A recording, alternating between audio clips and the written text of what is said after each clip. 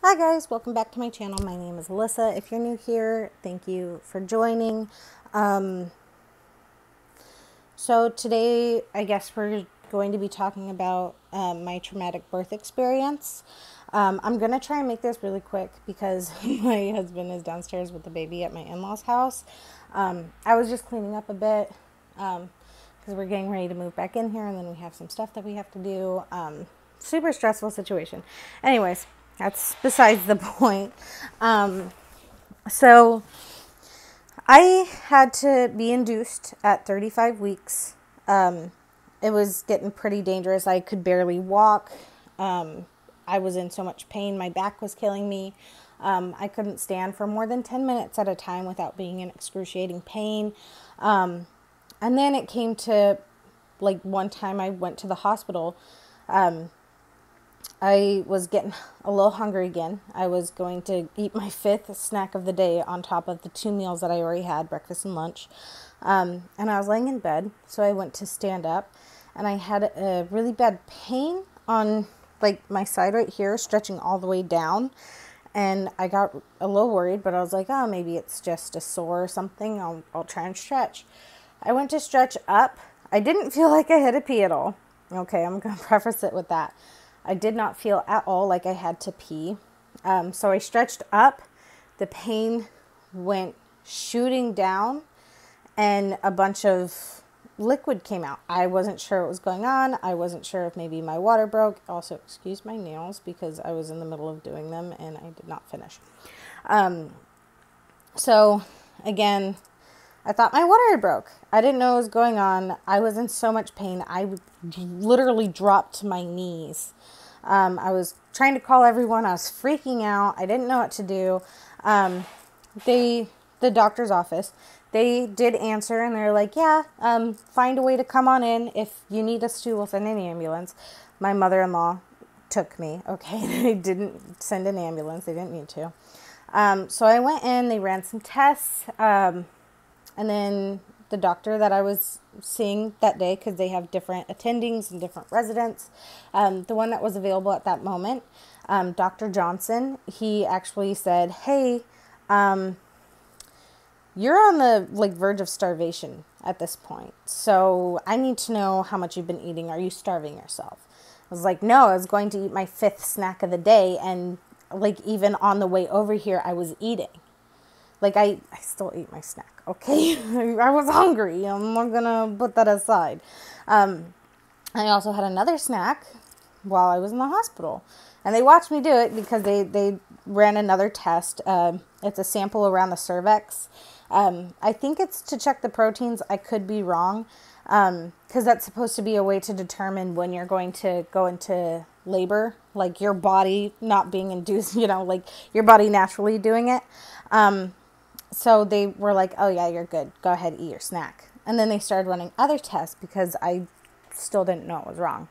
And at that point they were looking at my legs and stuff too, because everything had gotten really swollen. And they're like, oh, it looks like you have preeclampsia. We don't know how severe it is, but you definitely look like you have preeclampsia. After all the other tests were ran though, Dr. Johnson was like, you were on the verge of starving. So I told him everything that I ate. And he was like, wow, this baby is stealing your nutrients. And I was like, yeah, he is. Because I have to eat so much every day. And he was like, yeah, you're going to have to eat more now. And you're going to have to drink a lot more fluids, a lot more electrolytes, just ump everything that you're doing. And I was like, oh my God, that's physically impossible because I was eating so much. And I was just... It was really difficult for me as someone who's had eating disorders in the past. I'm going to be completely honest. It was not easy. Okay. And then watching all of the different changes that were happening to my body, how much weight I was gaining. I gained 100 pounds during my pregnancy, which I later did find out was mostly water weight. Okay. Within 2 weeks after giving birth, I had dropped 30 pounds.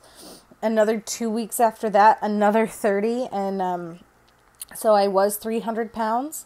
And now I am 228. I'm on a diet and I'm working out every day.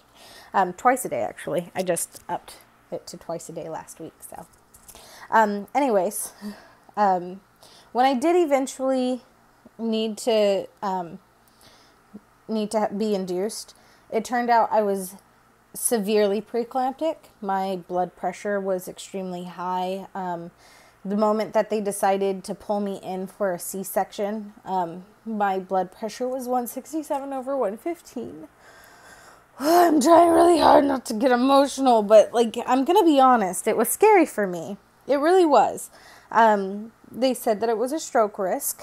And I looked up the statistics with severe preeclampsia. Around 7 to 8% of pregnant people become severely preeclamptic. That was scary for me, okay? So they pulled me in the room. They actually made a joke. Well, not a joke, but like, to me it's funny now. They were like, oh, she has a catheter. Make sure she has a latex-free catheter, because I noticed she has the latex allergy band.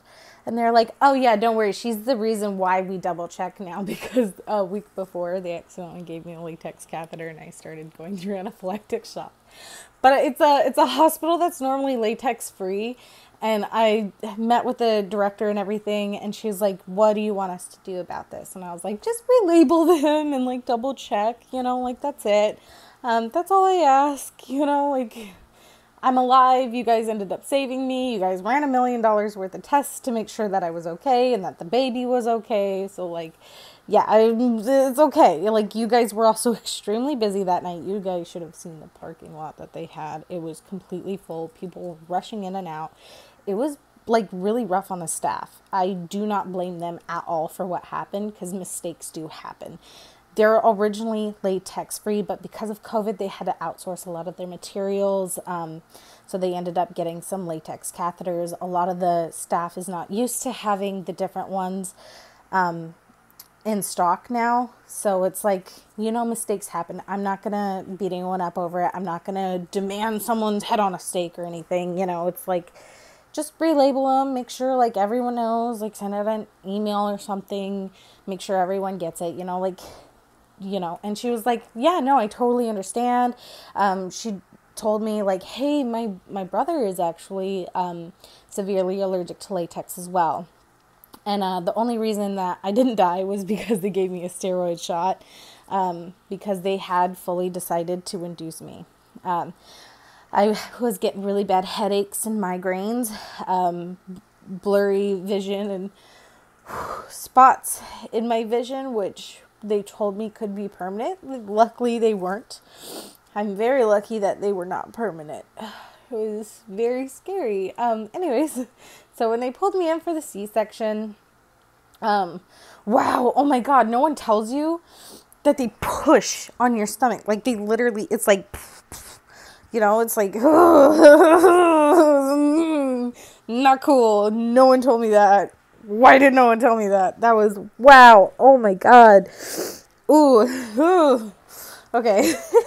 Sorry. I'm still adjusting to that. Like, I have dreams about that, and I'm like, ew, it's such a gross feeling. Anyways, I was actually in pain afterwards, though. Like, I heard my baby cry for the first time. I cry about that, happy tears.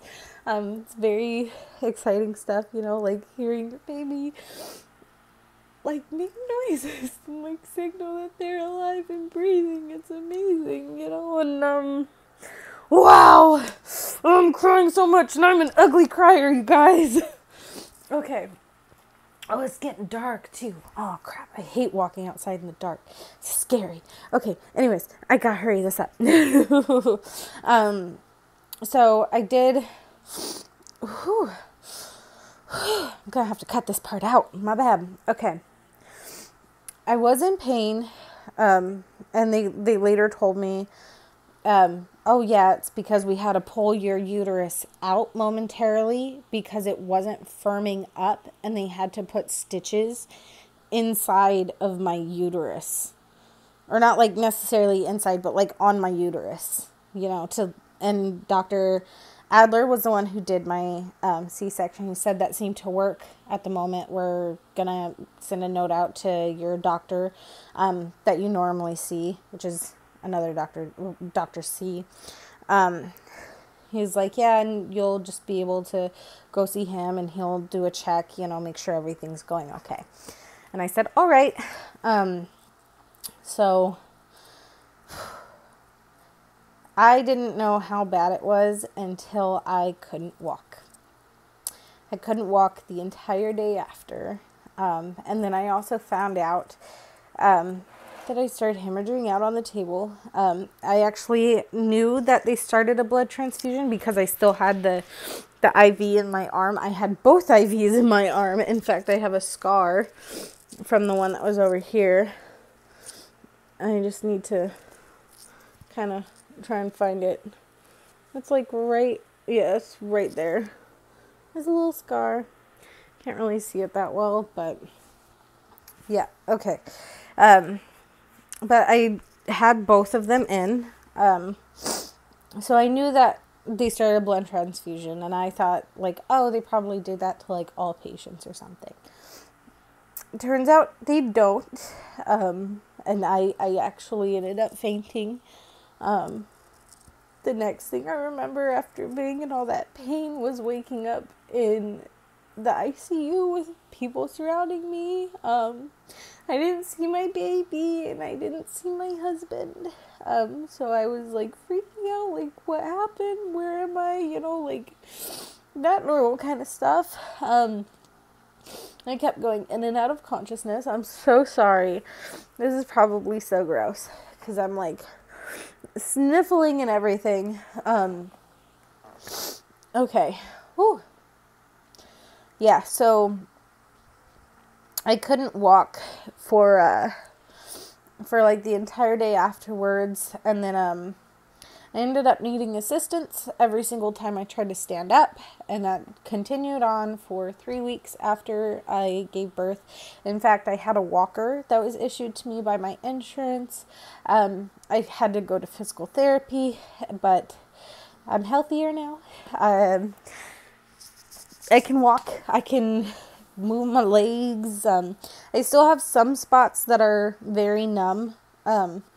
They told me that could happen. Edema can sometimes cause nerve damage, and that's kind of normal. So there's a 50-50 on that feeling still coming back, but right now it's still gone. So I'm just lucky to be where I'm at the moment.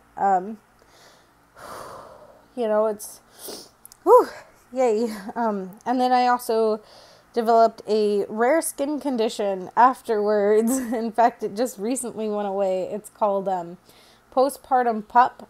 Less than 1% of pregnant people get postpartum PUP. It's a temporary but rare skin condition, and although it is rare, it is still the number one most common skin condition for pregnant people to get.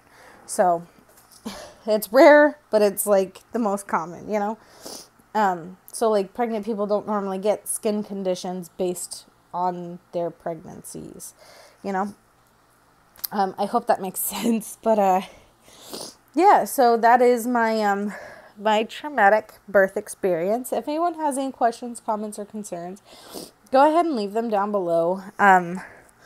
My son got discharged from the hospital before me. How funny is that? He was in the NICU for, I think 6 days, and I was in the hospital for 7 days after I gave birth. So he was discharged before me. We were able to bring him into the room and hold him, and yeah, it made me feel a lot better, and that's when my blood pressure started leveling out. It was wonderful news, and I'm finally off blood pressure medication. Anyways, I'm trailing off again. If you guys want to know more information, just go ahead and comment down below, or just give this video a thumbs up. If you know someone else who had a traumatic experience who might need to know that they're not alone, go ahead and send the video to them, or tell them they can go ahead and reach out to me. I leave my link to my social medias down below. It's my LinkTree. Reach out on one of those platforms. Please feel free. I don't want anyone to feel alone through something like that. I honestly felt pretty alone through a lot of it. And I just want you guys to know, like, you're okay. Okay? Okay. I love you all. Feel free to subscribe. I'll try to upload more again. I'm going to start uploading more cooking videos because I'm doing keto and everyone says I'm a good cook. And then I'm also going to do some workout videos. So I'm very excited for those. I need to hurry up and get downstairs. So I love you all. Ugh, I'm so sorry. I'm still sniffling. That's probably so gross. Don't worry. I sanitize my hands. I literally have sanitizer right there. Okay, so I love you guys. Have a wonderful night. Have a wonderful day, evening, whatever time it is, wherever you are. Just know I appreciate you. You are loved. And thank you.